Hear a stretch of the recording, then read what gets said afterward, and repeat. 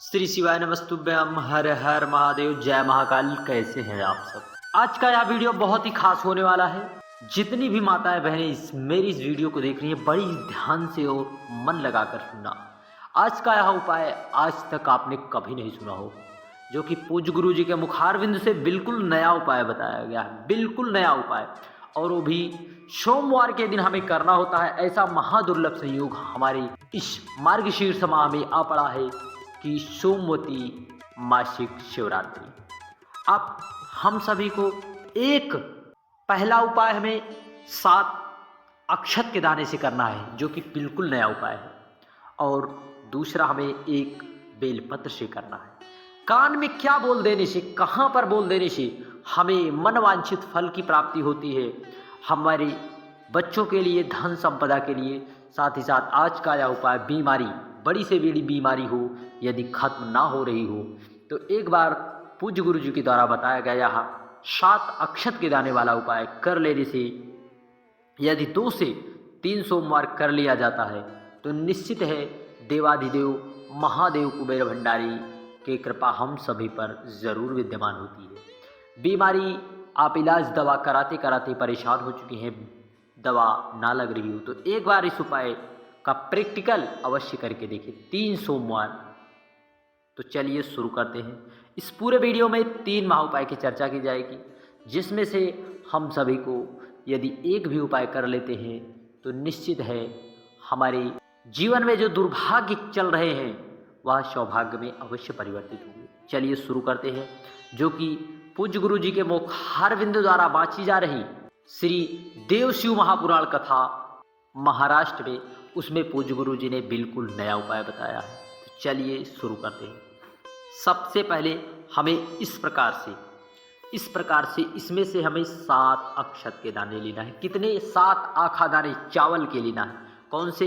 अब अक्षत, आप 7 अक्षत के दाने ले, चावल के दाने जो कहीं से खंडित बिल्कुल ना भी हो, टूटे फूटे बिल्कुल ना हो, हमें पूरा आखा दाना लेना है।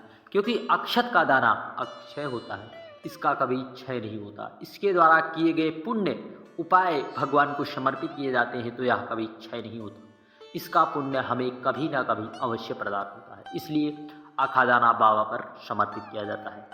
इस प्रकार से हमें कितने दाने लेना है? 7 दाने। 7 दाने लेना, और इस प्रकार से एक बेलपत्र लेना है, जो कि कहीं से कटी फटे बिल्कुल ना। इन सभी को लेकर ले लेना है, और इन सभी को लेकर साथ ही साथ हमें चंदन की आवश्यकता होगी, लाल या पीला। जो यहाँ पर आपको यहाँ का भाग दिखाई दे रहा है, हम आपको समझाने का प्रयास कर रहे हैं। यहाँ के भाग पर आप चंदन लगा लें।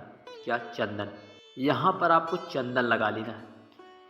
चंदन लगाने के बाद हमें पहले देवाधिदेव महादेव कुबेर भंडारी के मंदिर जाते समय हमें नंदीश्वर भगवान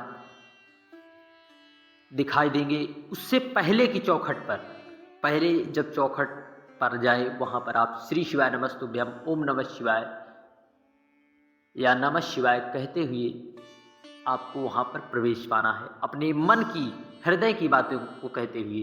फिर जो नंदी यहाँ पर हैं, दिखाई दे रहे हैं, जिस तरफ आप जा रहे हैं, नंदी का दाहिना, आपका दाहिना, आप उस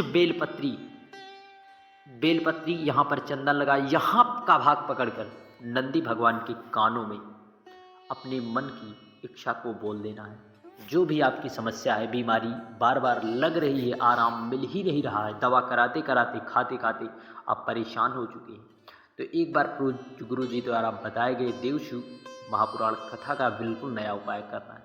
इन सब चीज़ों को लेकर आपको पहुंच जाना है देवाधिदेव महादेव कुबेर भंडारी के मंदिर। वहाँ पर आपको माता अशोक सुंदरी के स्थान पर पहले आप भगवान नंदी के कानों में कहकर, स्पर्श कराकर, देवाधिदेव महादेव की जो सबसे छोटी लड़की है माता अशोक सुंदरी, वहाँ पर हमें समर्पित कर देना है।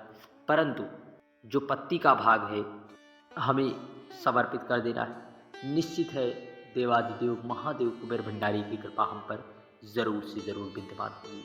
श्री शिवाय नमस्तुभ्यम। आज का यह पूज्य गुरु जी के द्वारा बताया गया बिल्कुल नया उपाय है। श्री शिवाय नमस्तुभ्यम। हर हर महादेव। अब बढ़ते हैं अगले उपाय की ओर। जब जब सोमवार की प्रदोष पड़े, जब जब सोमवार की प्रदोष पड़े या अर्थात सोमवार की शिवरात्रि पड़े, तो हमें 3 दीपक अवश्य लगाना चाहिए। 3 दीपक कहाँ कहाँ लगाना है? माता लक्ष्मी की वृद्धि के लिए हमें 3 दीपक अवश्य प्रज्वलित करना है। तो हमें तीनों दीपक को इस प्रकार से प्रज्वलित करना है। सबसे पहला दीपक, हमें बेल आंवले के वृक्ष के नीचे एक दीपक अवश्य प्रज्वलित करें।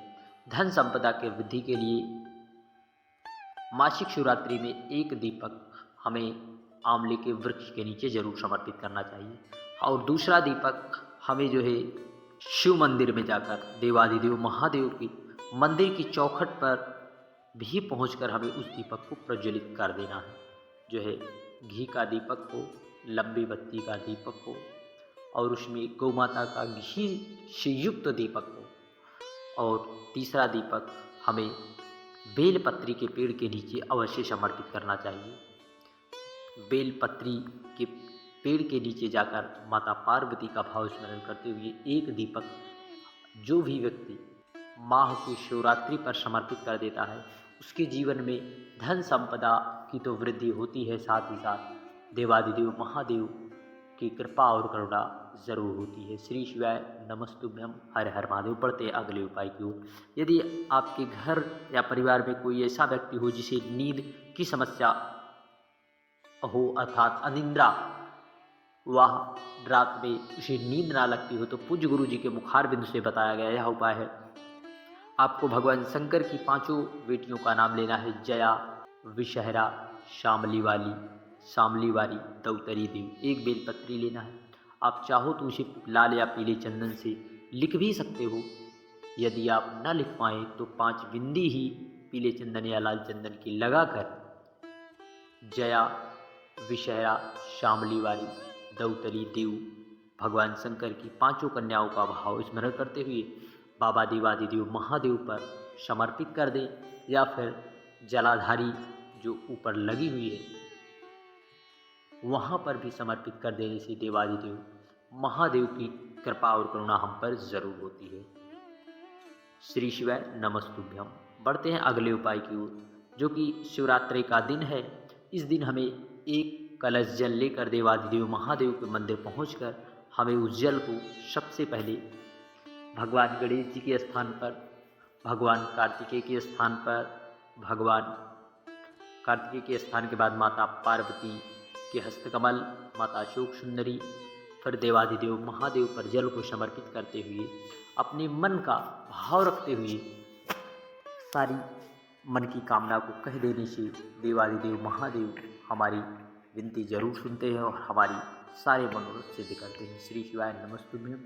हर हर महादेव। जय महाकाल। वीडियो की जानकारी उपयोगी लगे चैनल को सब्सक्राइब कर कमेंट में हर हर महादेव लिखना ना भूले। जय महाकाल।